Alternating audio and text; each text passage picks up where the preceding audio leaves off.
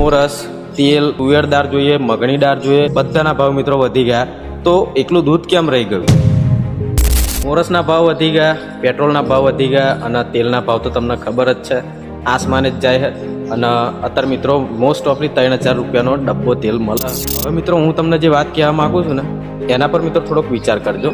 મોરસ મિત્રો મોસ્ટ ઓફલી વધારે ચામાં વપરાતી હોય. બીજું મિત્રો તેલ જીવન જરૂરી વસ્તુ, રોજબરોજ મિત્રો આપણે તેલ વાપરવાનું જ હોય. મારું કહેવું એટલું જ છે. ચલો મોરસ તો સાઈડની વસ્તુ હોય, દૂધ વગર મિત્રો ચા કઈથી બનશે? તો આ દૂધના ભાવ મિત્રો કેમ ના વધવા જોઈએ? પશુપાલકો, ખેડૂતો જે દૂધ મિત્રો દૂધ મંડળીની અંદર ભરે ને એની પાછળ કેટલી મહેનત લાગે અને એ પશુપાલકો અને ખેડૂતો જ સમજી શકે. એ તો તમને ખબર જ હશે ને. જે મિત્રો તબેલા કરતા હશે કાં તો મિત્રો પશુપાલક હશે ને એમને ખબર પડી જ જશે કેવી રીતે એક પશુને સાચવવામાં આવે, કેવી રીતે મિત્રો દૂધ મંડળીની અંદર પહોંચાડવામાં આવે. એમને મિત્રો દૂધ નહીં જતું, એની પાછળ કેટલી મહેનત થાય એ તો ખેડૂત જ જાણે. તુવેર દાળ જોઈએ, મગની દાળ જોઈએ, મોરસ, તેલ બધાના ભાવ મિત્રો વધી ગયા. તો એકલું દૂધ કેમ રહી ગયું?